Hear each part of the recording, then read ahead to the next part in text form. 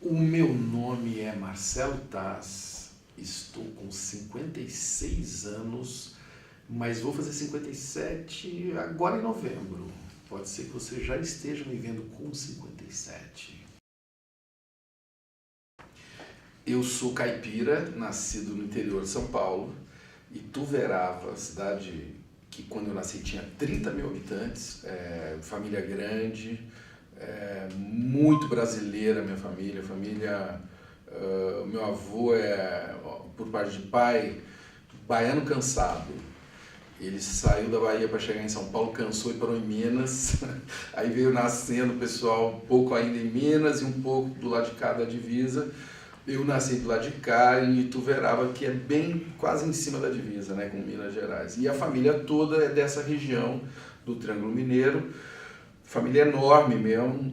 E é uma infância muito rica, brincar na rua, um monte de vizinho, família grande. Com 5 anos ficava à noite andando pelas esquinas, brincando de pique, você entendeu?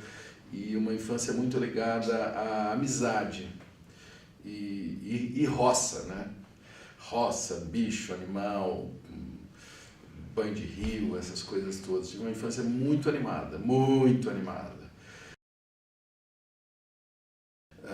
Uns amigos com um folheto assim no recreio lá no colégio que a gente estudava, o Capitão Antônio Justino Faleiros, aparece um folhetinho, vestibular para a Escola Preparatória de Cadetes do Ar, a escola que prepara os pilotos de caça da Força Aérea Brasileira em Barbacena, divisa de Minas com Rio de Janeiro, assim, do outro lado do mundo, né? E aí eu falei, opa, é uma chance, né? De eu sair daqui voando mesmo, né? E fui passando, pum, entrei na escola, na EPICAR. E aí a minha vida mudou radicalmente, assim. Eu fui morar na divisa de Minas com o Rio, 370 garotos de todos os cantos do Brasil, entendeu? A escola era muito legal, assim, era muito puxada, era uma escola com muitas matérias que eu nunca tinha imaginado que existissem, sabe? Tecnologia, né? Aeronáutica mesmo, tinha curso de francês, inglês, era muito legal essa escola, filosofia, umas coisas incríveis, assim. Aí que virou, aí chegou um segundo drama, que foi... eu percebi que eu não tinha vocação para ser militar, né? Enquanto eu estava ali, dos 15 aos 18, 15 aos 17, estava tudo muito divertido. Mas aí, depois da EPICAR, vem a AFA, Academia da Força Aérea, que aí você vai pilotar mesmo, e aí você vira realmente um oficial da Força Aérea Brasileira. E eu percebi que eu não tinha vocação, quer dizer, eu era um cara... Eu tinha um desejo de independência que não combinava com a disciplina, né, o rigor da vida militar. E ficou muito claro isso para mim. E aí, enfim, São Paulo para mim virou um ambiente que eu comecei a frequentar. Eu fui ver Roda Viva, por exemplo, que era uma peça que teve vários problemas com a censura aqui. Eu vi Roda Viva, eu vi Escuta Zé, do Reich, no Teatro Ruth Escobar, com a Marilena Ansaldi, que, pô, para mim foi assim, foi talvez uma bomba que explodiu dentro de mim. Eu falei, nossa, eu preciso fazer alguma coisa da minha vida, entendeu, depois disso. E isso que começou a me mover. Eu falei, nossa, tem muito mais outras coisas que eu não estou vendo, né? Que é a expressão, que é, enfim, uma cidade como São Paulo, que tem milhares de lugares com grupos fazendo coisas e tudo mais.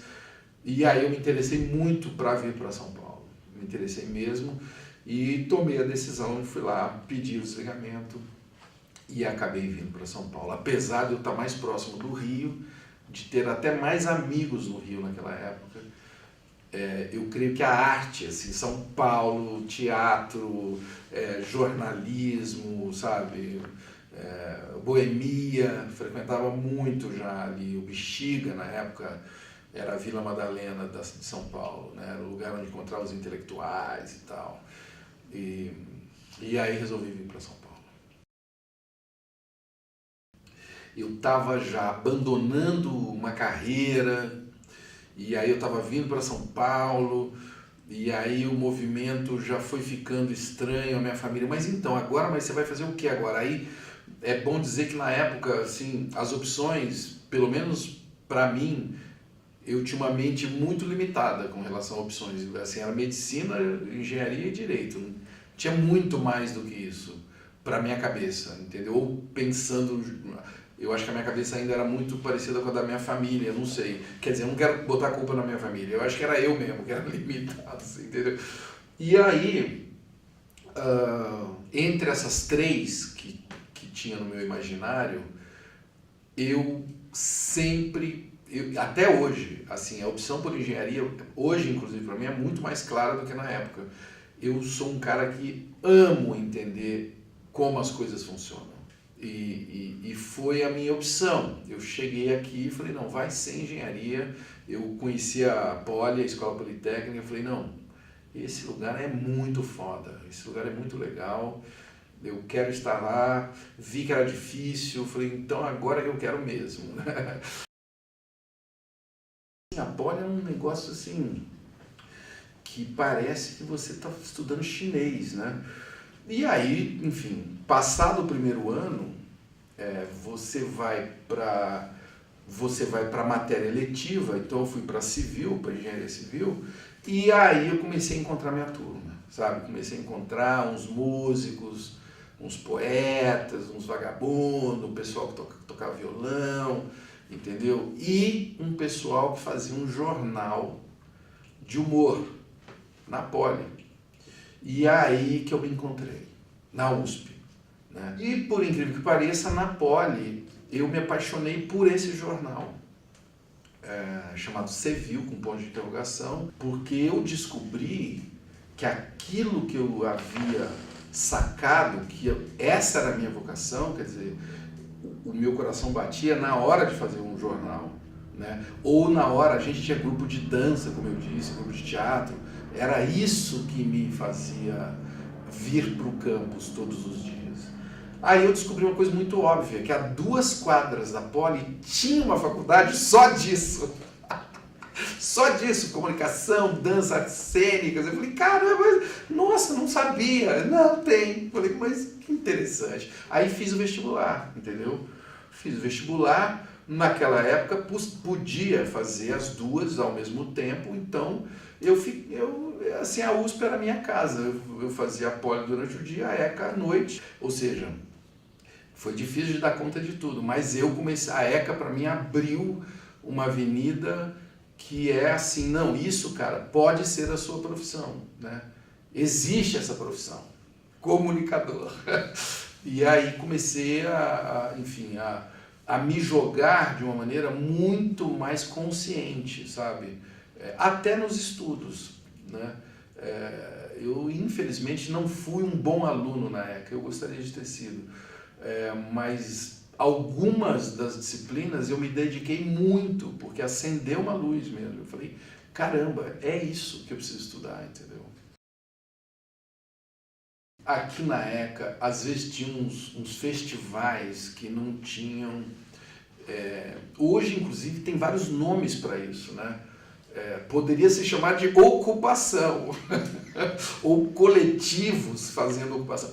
A gente fazia uns festivais no gramado aqui em frente, sabe? Festivais de arte, assim, que não tinham paredes, nada, mas tinha, assim, umas pessoas apresentando coisas, sabe? Assim, era como se fosse um festival de cinema de São Paulo, mas que não tinham as paredes, que tinham só os artistas e suas histórias e tal. Eu achava lindo isso, sabe? De ter uma coisa muito abstrata, de ter um encontro de gente, de poesia com música, e de repente sair todo mundo aqui na hora que a luz ia baixando para a casa de alguém no Butantã, porque naquela noite ia ter uma lua e que ia ter a festa da lua, não sei o quê. E aí aquele evento que começou às 2 da tarde ia até às 5 da manhã num outro canto. Isso Isso eu cheguei a viver algumas vezes, sabe?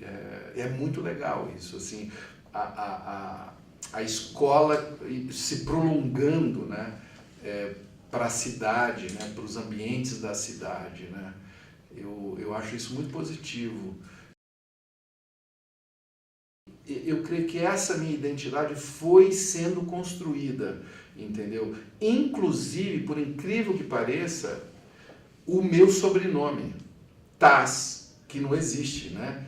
Que é Tristão Ataíde de Souza, né? Que é a maneira como eu assinava as listas de presença na Poli, porque eu comecei a deixar de ir às aulas, né, na Poli, porque eu estava muito ocupado. Então, eu assinava Marcelo T-A-S na lista de presença. Eu não sei se ainda existe lista de presença. Existe, tá vendo? Tem coisa que não muda. Então. Aí, alguns coleguinhas, às vezes, quando eu esquecia, eles assinavam para mim, e um dia um professor de resistência dos materiais pegou a lista e eu estava na sala, inclusive, nesse dia. Ele pega e vira e fala assim, quem aqui é Marcelotas? Eu falei, não é Marcelotas, é Marcelo Taz! E comecei a assinar os meus textos no jornalzinho Marcelo Taz, né? E começaram a me chamar de Taz e tal, foi aí.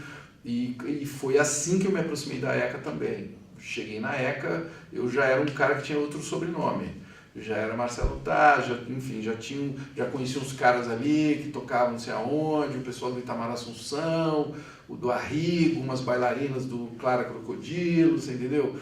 E foi assim, eu cheguei aqui já um pouco mudado, eu já tinha sido remixado, você entendeu?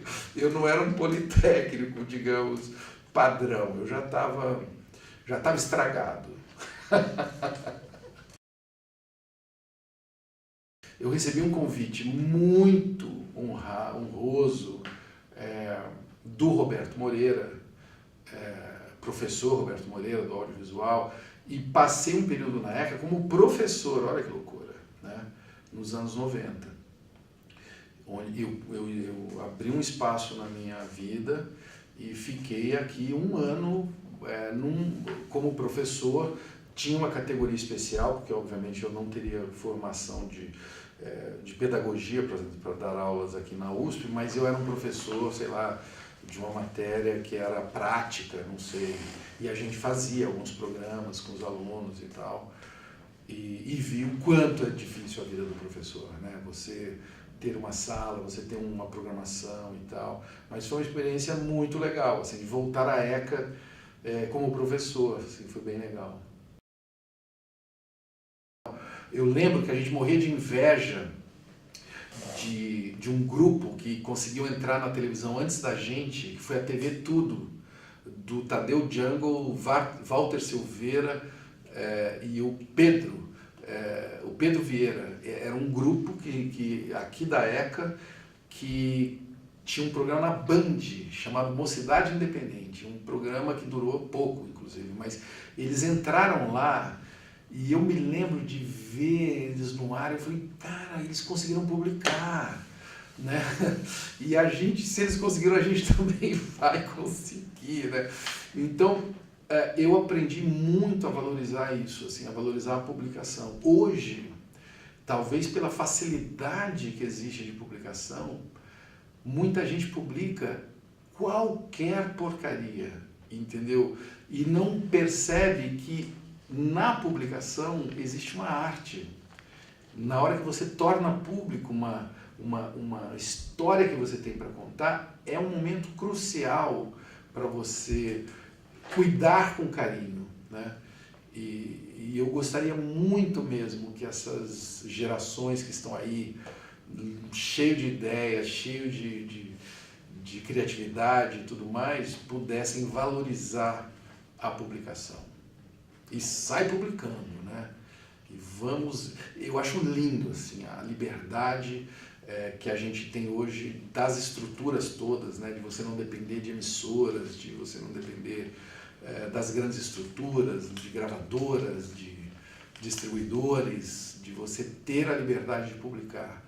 Mas é importante ser carinhoso na hora de publicar. Eu entrei em 80 e eu não sei quando eu saí, entendeu? Na verdade, eu não sei se eu saí ainda, entendeu?